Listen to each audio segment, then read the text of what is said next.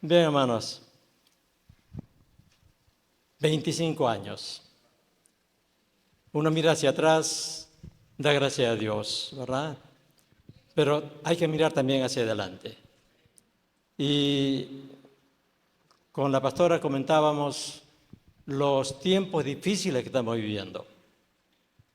No solamente por los problemas políticos, económicos en el mundo, las guerras, los cambios climáticos, los problemas, la pobreza, la delincuencia, la corrupción, en fin, las cosas propias del mundo que, si bien es verdad, se han agudizado en los últimos años, pero es parte de la vida del mundo. Pero como hijos de Dios, como iglesia, también nos preocupa los tiempos difíciles que estamos viviendo. Y por eso, en esta noche, quiero hablar un poquito de la mayor amenaza que está sufriendo la iglesia en nuestros tiempos.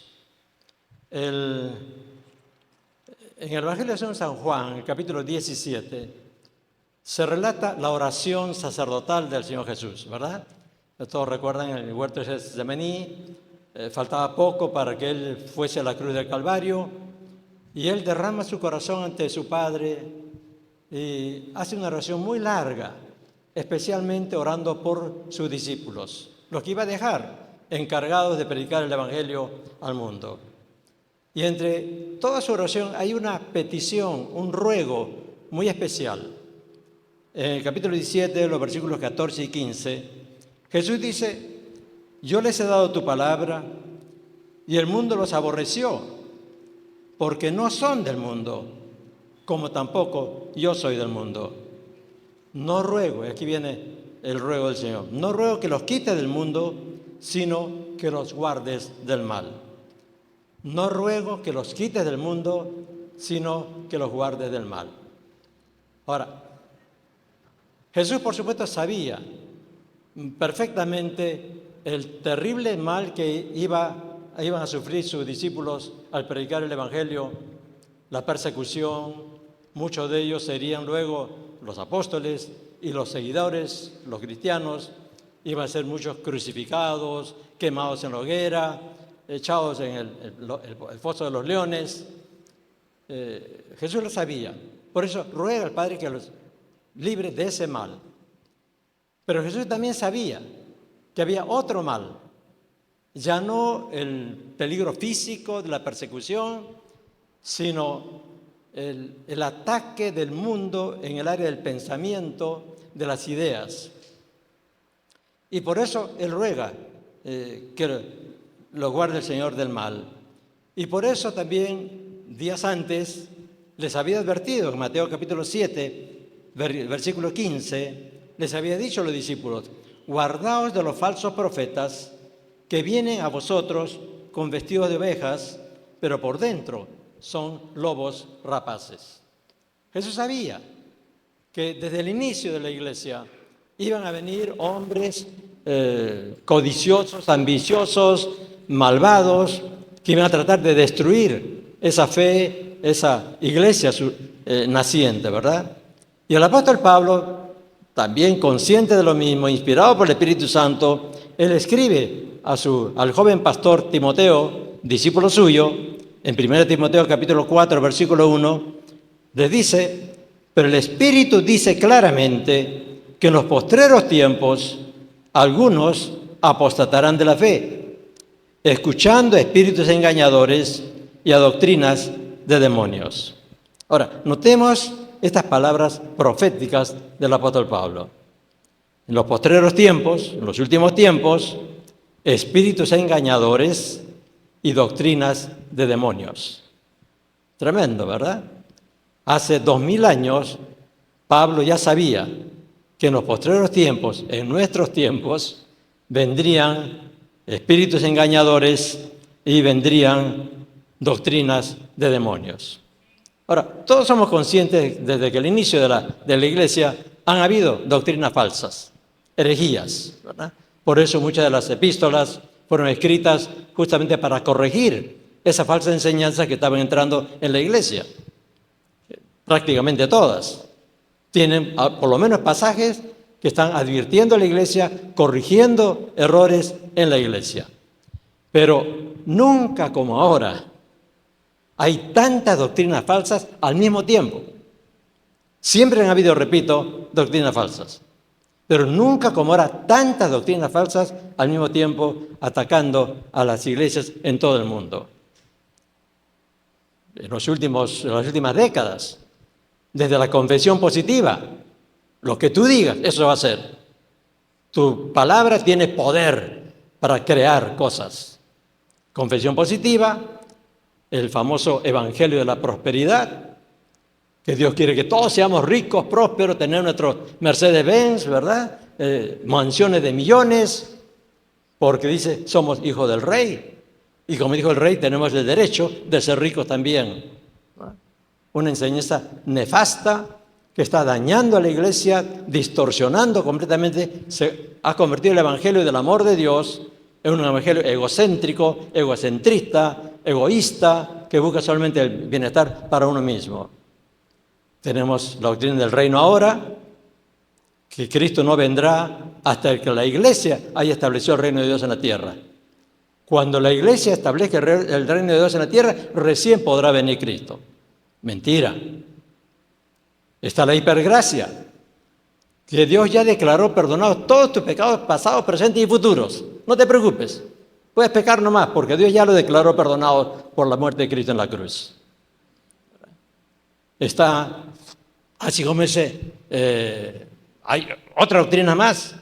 Está la iglesia emergente, que es tremendo este movimiento en los Estados Unidos y en parte de Europa también, y que está llegando a Latinoamérica, está llegando a nuestro país inclusive. ¿Qué es la iglesia emergente o el movimiento emergente? Que como estamos en la posmodernidad, ha habido cambios tremendos en el mundo, la iglesia se ha quedado obsoleta. La iglesia también tiene que cambiar y la iglesia tiene que ser una iglesia posmoderna para ganar al hombre posmoderno. Y la iglesia tiene que hacerse como el mundo para ganar al mundo. En fin, pero la más blasfema de todas es la doctrina de que somos dioses. Y esto hay grandes predicadores, pastores de grandes iglesias en el mundo que están enseñando esta aberración doctrinal. Somos dioses, porque Dios nos creó a su imagen y semejanza, y porque somos hijos de Dios, y como somos hijos de Dios, el hijo de un ser humano es un hombre, el hijo de una vaca es otra vaca. Entonces, si somos hijos de Dios, también somos dioses. Y tenemos predicadores muy conocidos con esta doctrina: Kenneth Copeland, Cash Luna, Guillermo Maldonado, Joyce Meyer, la maestra Joyce Meyer, la profeta Joyce Meyer, y tantos otros famosos que tienen programas por televisión, escuchados por miles, millones, que están enseñando estas cosas. Ahora,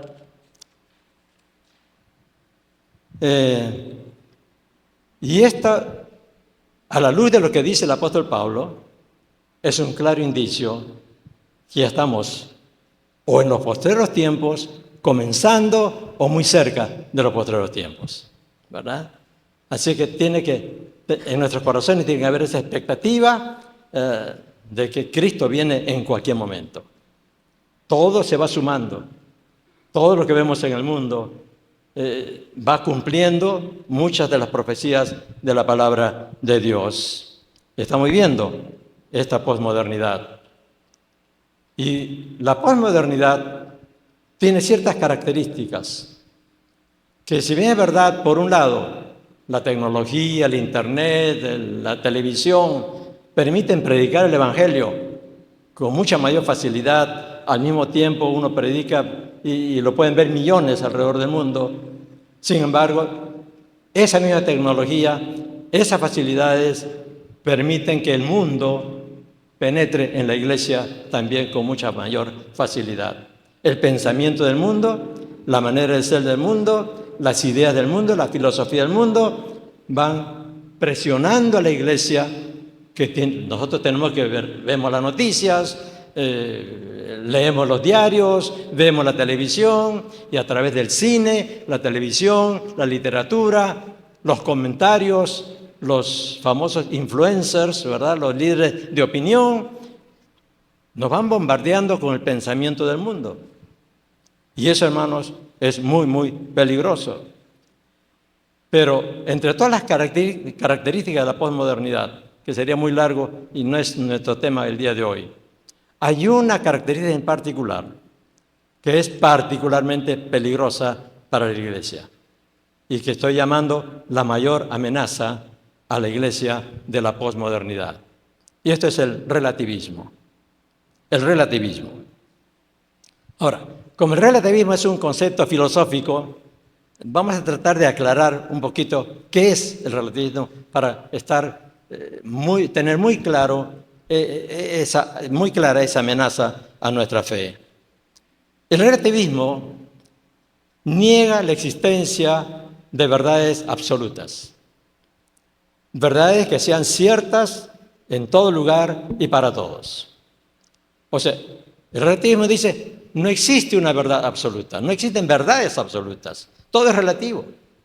¿Por qué? Porque lo que nosotros consideramos verdades está influenciado por la cultura, por la historia, por nuestras propias tendencias y por lo tanto no podemos estar seguros de que eso sea cierto o sea verdad.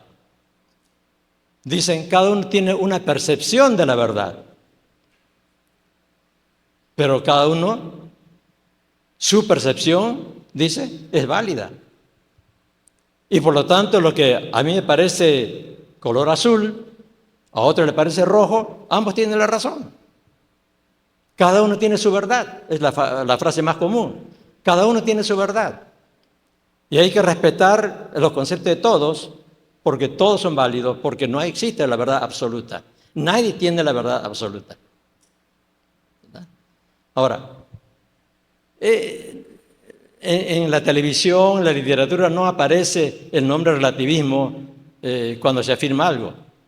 Es una manera de pensar, es una manera de enfocar las cosas y ver las cosas. Ahora, el problema está que esa manera de pensar afecta nuestra vida y tiene consecuencias tremendas en nuestra vida y en la vida de la humanidad, en la vida de la sociedad. Por ejemplo, vamos a dar solamente algunos ejemplos. El relativismo da la razón a los que defienden el aborto, por ejemplo, porque no existe el valor absoluto de la vida. Todo es relativo, somos producto de la materia, producto de la casualidad de un accidente.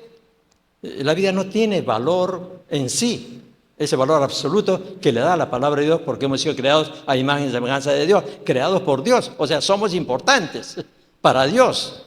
Por eso nos ha creado y por eso ha enviado a su Hijo a dar su vida para nuestra salvación, porque somos importantes para Dios. Pero según el relativismo, eso no vale. Para el relativismo, ellos dan la razón a la ideología de género, por ejemplo, ¿no? ¿Por qué? Porque no existe tal cosa como ser hombre o mujer por nuestro cuerpo, por nuestro ADN, por las hormonas de nuestro cuerpo. No, sino que todo depende de cómo te sientes tú. Punto. Todo es relativo. El relativismo dice que no hay verdad absoluta y por lo tanto no podemos estar seguros de que existe una vida eterna de felicidad, ni un infierno eterno. No existe el castigo por los pecados. No, nada de eso es verdad. Todo es relativo. Y como no sabemos lo que existe después de la muerte física, entonces ¿para qué preocuparnos por el más allá? Vivamos la vida, disfrutemos la vida, porque, como dice el dicho, muerto el perro, termina la rabia, ¿no es cierto? Entonces no nos preocupemos.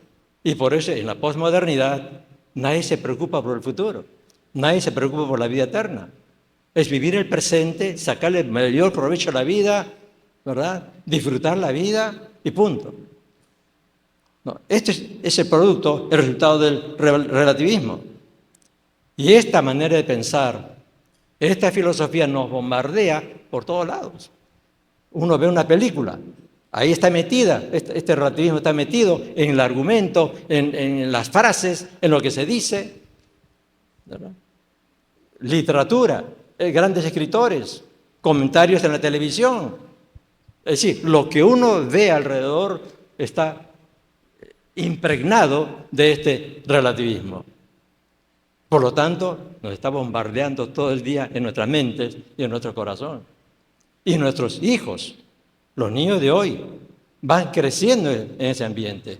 Ya los que peinamos canas, hemos nacido en épocas pasadas, todavía no hemos crecido bajo principios y valores y con conceptos sobre la verdad que están arraigados en nosotros.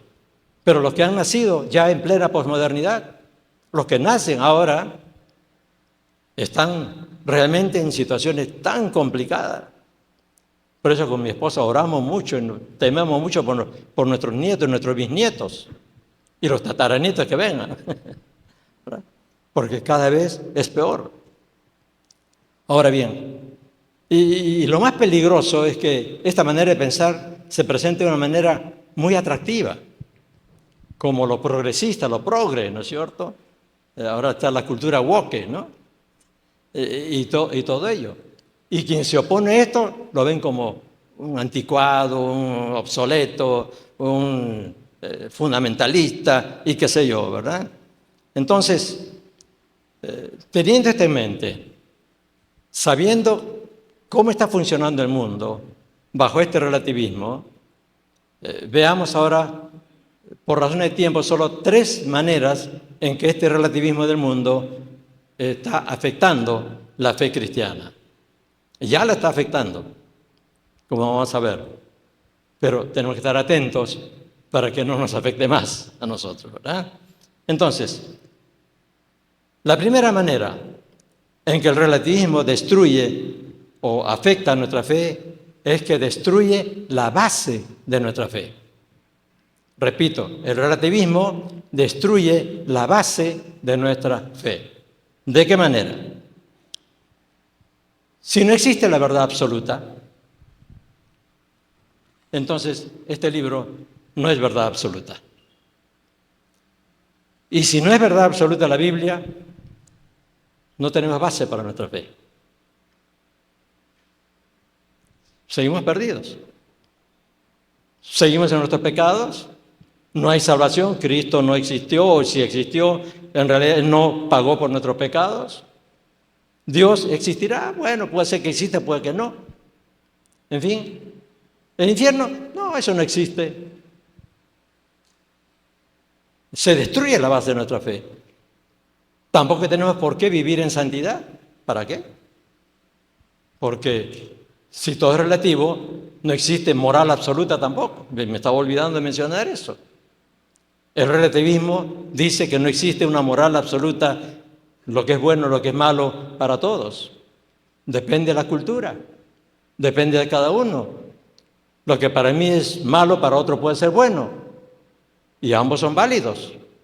Así que yo tengo que respetar lo que el otro hace, aunque para mí sea un pecado, tengo que aceptarlo como tal. Ya la moral no depende de un Dios, de ningún Dios. La moral está determinada por la opinión de la mayoría.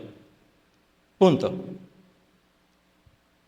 Y por lo tanto, yo tengo que aceptar lo que otros hacen y no puedo decir nada contra esa persona, ni decirle que está mal. No.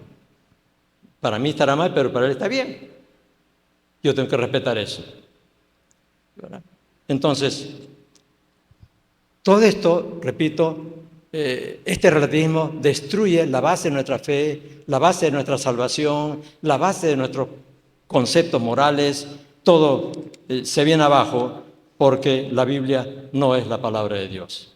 La Biblia es simplemente un libro escrito por hombres falibles que creyeron escribir en el nombre de Dios. Punto. Esto dice el relativismo y esta es la forma en que afecta a nuestra fe. Ahora, Diríamos, bueno, pero los cristianos, nosotros sabemos que la Biblia es la palabra de Dios. Pero muchos cristianos el día de hoy, hermanos, por este bombardeo del relativismo del mundo, ya comienzan a cuestionar la Biblia.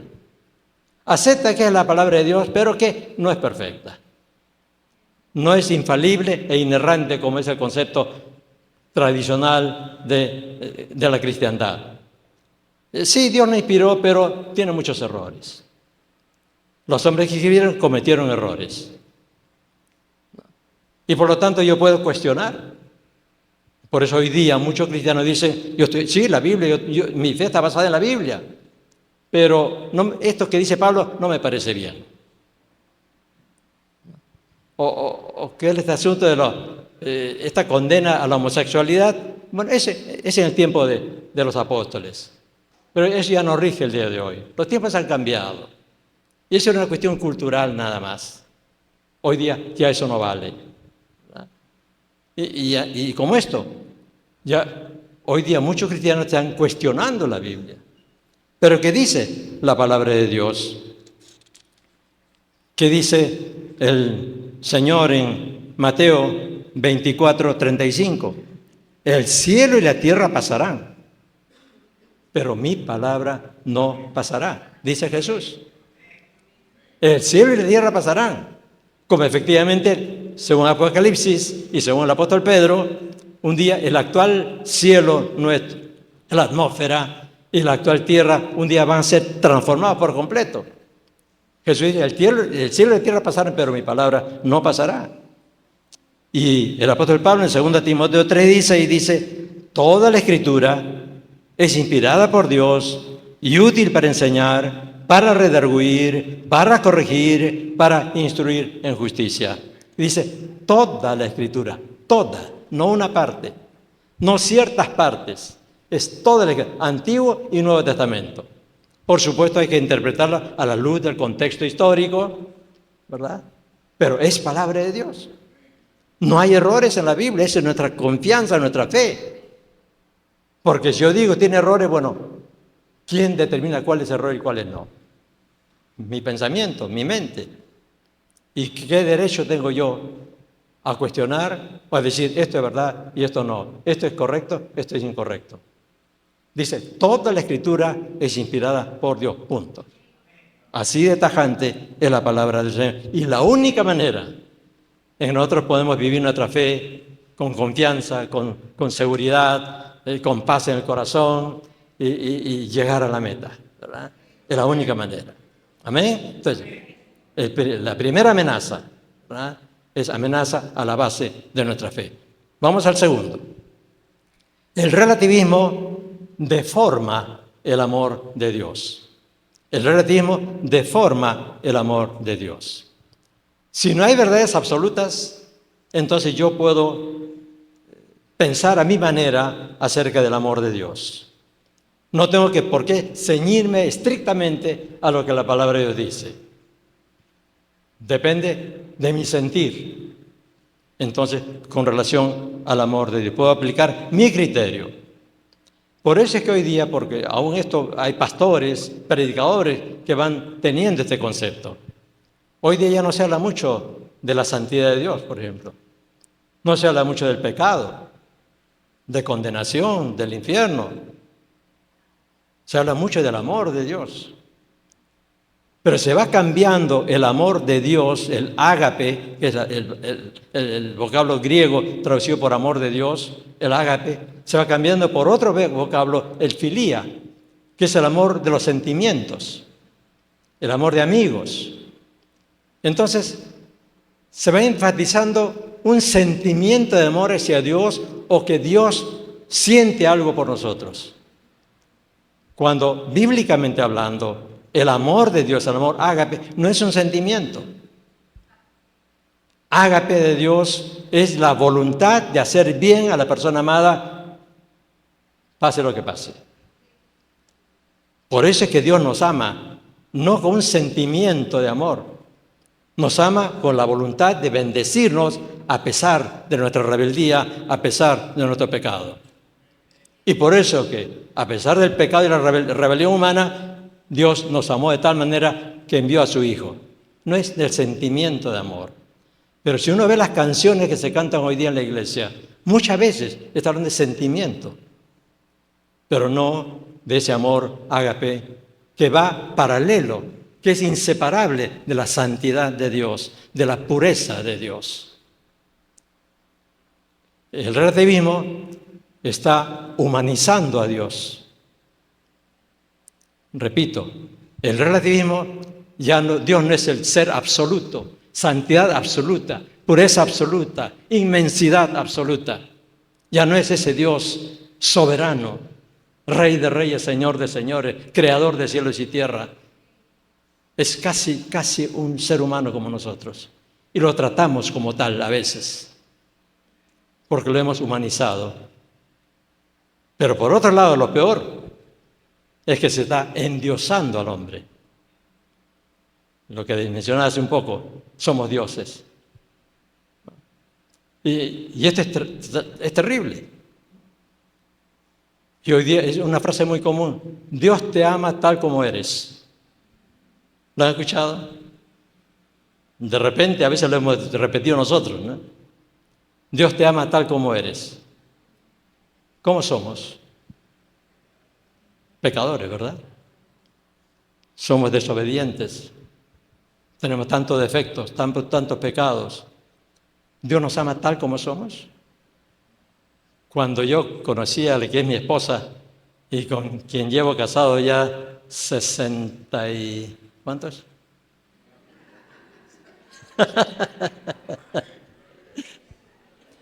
63 años. Cuando la vi por primera vez, me enamoré de ella, sí, fue un amor a primera vista. Y la amaba tal como era. No quería que cambiara para nada. Así tal como era yo, me enamoré de ella. Ahora, ¿Dios nos ama tal como somos? Recordemos cómo es el amor de Dios. Desea el bien de la persona amada, sea como sea. No es el amor sentimental. Ahora, ¿por qué Dios envió a su Hijo a morir por nosotros? ¿Porque nos amaba tal como somos? Dios nos ama a pesar de lo que somos. Repito, Dios nos ama a pesar de lo que somos. Esa es la verdad. Amén. Y eso es tremendo, hermanos. Y porque nos ama a pesar de lo que somos, no quiere que nos quedemos como estamos o como somos, sino que nos ha dado su palabra y nos ha dado su Espíritu Santo para que seamos transformados cada día más. Y sigue trabajando con nosotros cada día para que seamos perfeccionados hasta que lleguemos a la estatura de la plenitud de Cristo. O sea, no nos ama como somos, nos ama a pesar de lo que somos, pero porque nos ama, quiere que seamos como Cristo, quiere que seamos perfectos. Y está haciendo lo posible para que seamos perfectos como Cristo. Amén. Ese es el amor de Dios. No el amor que ha sido deformado por el relativismo. Entonces, ¿por qué están diciendo los predicadores, pastores, maestros, teólogos de la posmodernidad que tenemos que ser como el mundo para ganar al mundo? Cuando el apóstol Santiago, en Santiago 4:4, él dice algo rotundo, muy claro. Oh almas adúlteras, dice, ¿no sabéis que la amistad del mundo es enemistad contra Dios? Cualquiera, pues, que quiera ser amigo del mundo, se constituye enemigo de Dios. No podemos ser amigos del mundo, que es lo que están diciendo las iglesias emergentes. Tenemos que ser amigos del mundo. Por lo tanto, dice, para ganar a los posmodernos de ahora, especialmente los jóvenes, hay que ser como ellos, hacernos sus amigos. ¿Cómo? Hablando como ellos. Si ellos hablan palabrotas, hay que decir palabrotas también. Que si les gusta tomar, pues tomemos con ellos. Que si van a la discoteca, vayamos a la discoteca con ellos. Que si fuman, fumemos con ellos.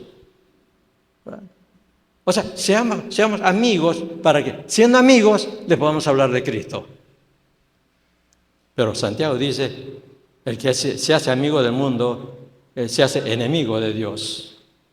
Así de rotunda es la palabra. Ahora, a veces cuestionan, pero Dios dice, de tal manera amó Dios al mundo, que ha dado a su Hijo. ¿Y cómo? ¿Dios ama al mundo y no podemos ser amigos del mundo? Para eso sencillamente tenemos que entender qué significa mundo en la Biblia, especialmente en el Nuevo Testamento. La palabra mundo es traducción de un vocablo griego, cosmos, que tiene tres connotaciones, acepciones en el Nuevo Testamento. Mundo puede ser el mundo físico, la tierra física, ¿verdad? Con la naturaleza. Puede ser el cosmos, el universo físico. Es una acepción de la palabra mundo. Otro es el mundo, la gente del mundo, la humanidad. También a veces se describe como mundo. Cuando en Juan 3:16, cuando dice Dios ama al mundo, por eso envió a su Hijo, es el mundo, no el mundo físico, sino la gente del mundo. Ese mundo también. Pero hay una tercera excepción del mundo, que es el espíritu del mundo, la manera de pensar del mundo, la manera de ser del mundo, que es rebelde contra Dios. Eso también es mundo. Y entonces cuando Santiago dice, no os hagáis amigos del mundo, está diciendo eso. No nos prohíbe ser amigos de la gente del mundo. Tenemos que ser sus amigos, pero lo que prohíbe es ser amigo del espíritu del mundo, de la manera de ser y conducirse del mundo. Porque eso es contrario a Dios. Eso es producto de la rebeldía del hombre contra Dios. Entonces, yo puedo ser amigo y ganar amigos del mundo, pero no tengo por qué y no debo actuar como ellos actúan cuando actúan con el espíritu del mundo. Tenemos que ser luz en medio de las tinieblas.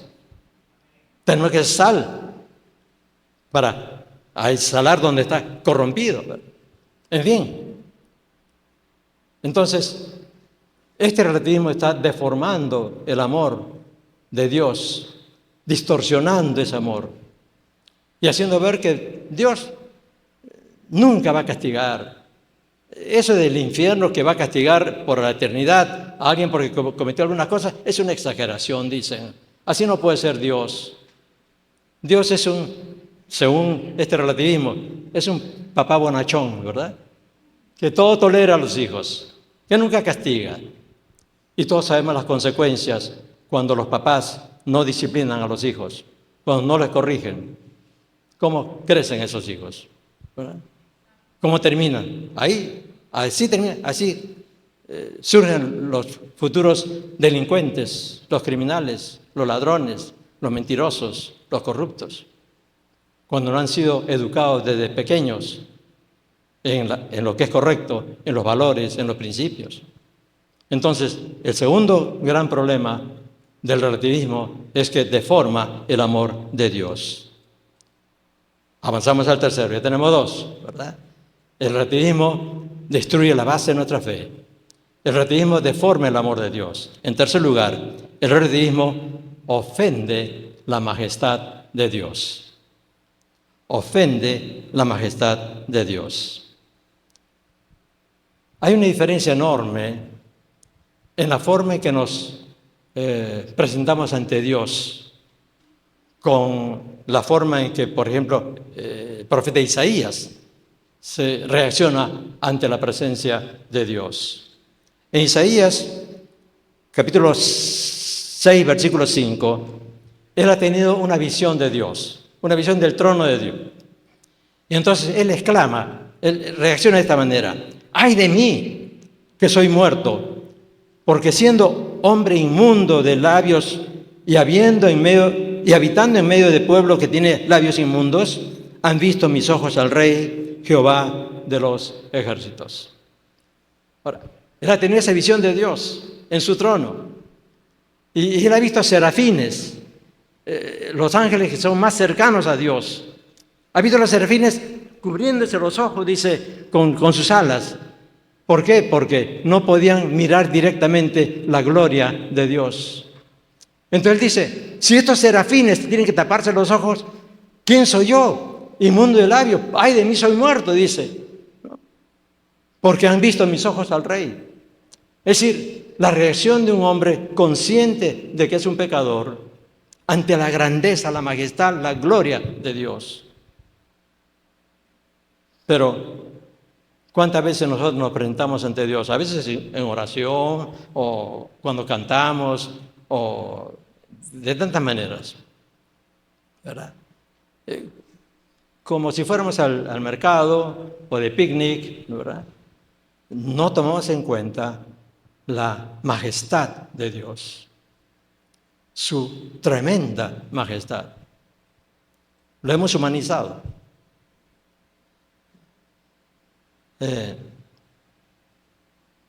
Cuando tenemos que presentarnos ante una personalidad,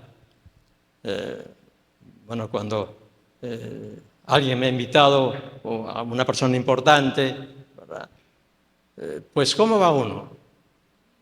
Se viste a lo mejor, hasta se baña primero, ¿no es cierto? Nos vestimos bien, es la mejor ropa que tenemos, ¿no es cierto?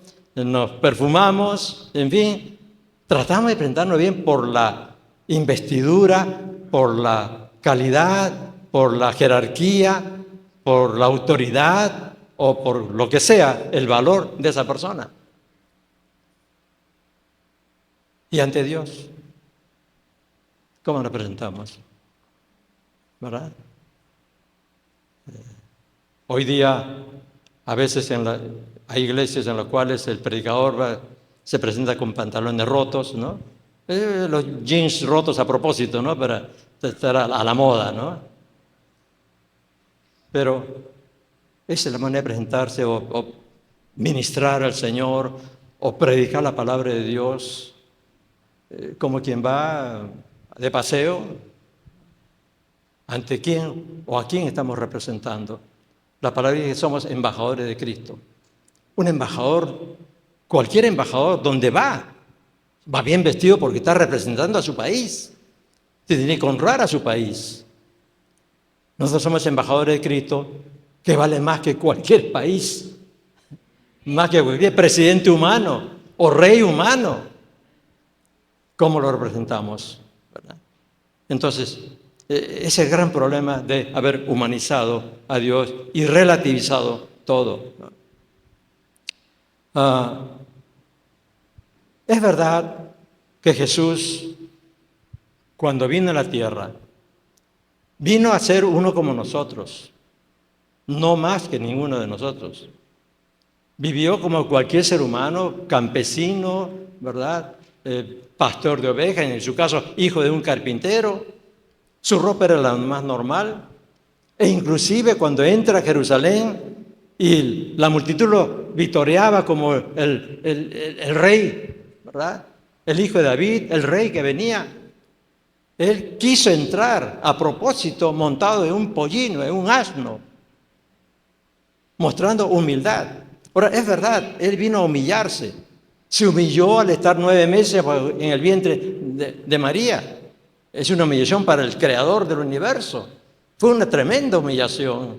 Nacer como cualquier bebé es un pesebre. No los pesebres bonitos con su pajita limpia, como se hacen los nacimientos. Un pesebre era el cajón donde ponían el alimento para los animales.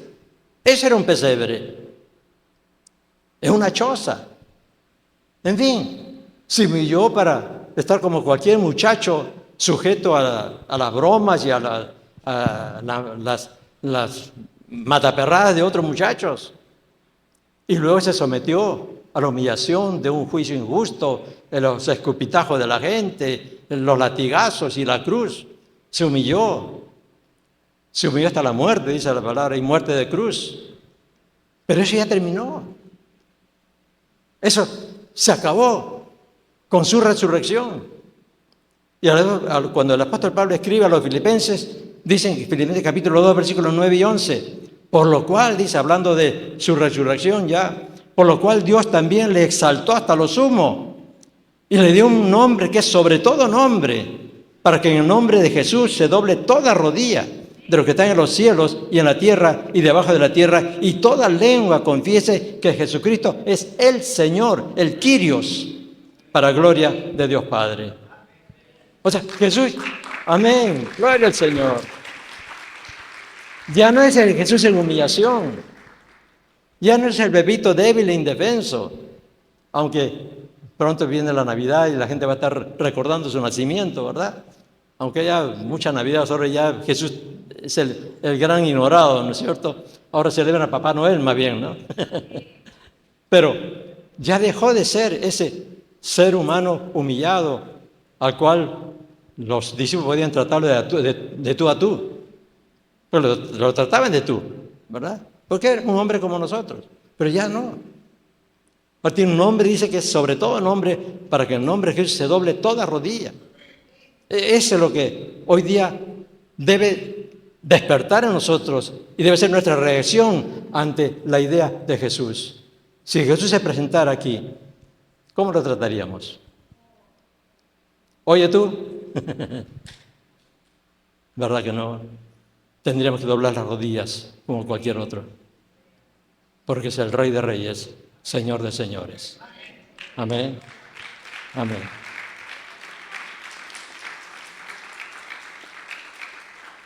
La verdad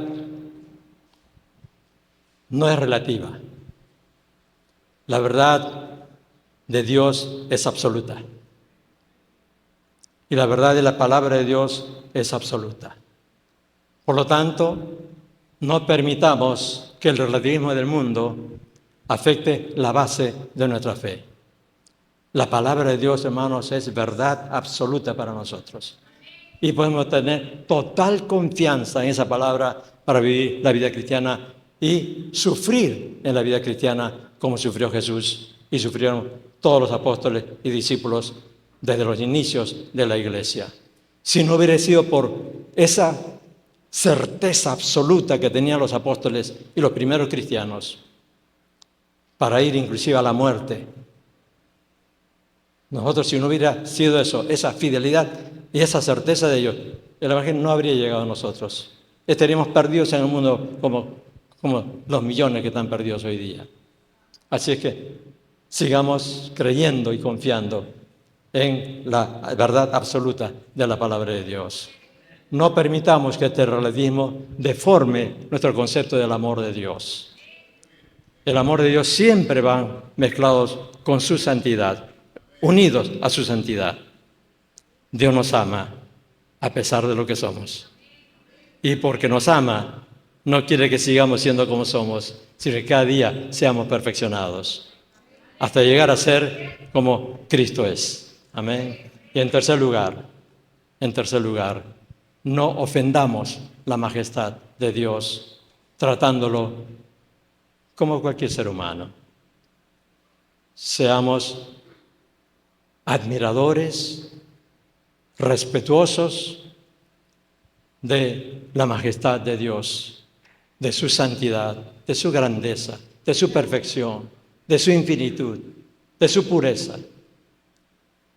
Y tratemos de vivir en nuestra vida esa pureza, esa perfección, hasta donde podamos. Amén. Ahora, nuestra fe debe ser tal que valga la pena morir por ella. Con esto quiero terminar. Alguien dijo esto, no es frase mía. Si nuestra fe no vale la pena morir por ella, tampoco vale la pena vivir por ella. ¿Se entiende? Si no vale la pena morir por nuestra fe, tampoco vale la pena vivir por ella. Si no estoy dispuesto a morir por mi fe, porque mi fe es absoluta, yo no cedo ante el relativismo del mundo. Para mí esto es verdad absoluta. Por lo tanto, mi fe en Dios es una fe total. Tengo que estar dispuesto a morir por esa fe. Porque si no estoy dispuesto a morir por la fe, tampoco vale la pena vivir por ella. ¿Para qué? ¿Para qué negarme tantos placeres y tantas cosas en la vida que otros disfrutan. ¿Para qué vivir una vida de santidad en medio de un mundo de corrupción y de pecado? Vemos que los malos cómo progresan, ¿verdad? Los mentirosos progresan, los corruptos progresan, los ladrones progresan, los narcotraficantes progresan. ¿Por qué no también negociar un poquito de droga? ¡Qué fácil! ¿Por qué limitarme a vivir como cristiano, como hijo de Dios? Si no vale la pena morir por esa fe, tampoco vale la pena vivir por ella. Pero si vale la pena morir por mi fe, vale la pena vivir por ella también. Amén. Les cuento una anécdota. No es un cuento, es una anécdota real. Me lo contó un testigo presencial de esto que ocurrió. Una iglesia aquí en Lima, que el templo yo lo había construido, por eso tenía relación con esta iglesia. He predicado en esa iglesia también unas 3 o 4 veces. Un día los jóvenes hicieron un sketch, sin que supieran los mayores. Armaron un sketch. Y el día domingo, en medio del culto, entraron los jóvenes disfrazados de terroristas, con sus capuchas y con sus máscaras, con armas falsas, por supuesto, imitación, de fusiles, de pistolas. Entraron gritando, blasfemando, no contra Dios, pero sí diciendo cosas muy fuertes, y se pusieron al frente y dijeron: tiren sus Biblias al suelo o lo matamos. Así. Y fue tan real la actuación de estos muchachos, bien disfrazados, con sus armas y todo, que, hermanos, de esa congregación eran más o menos unas 200 personas.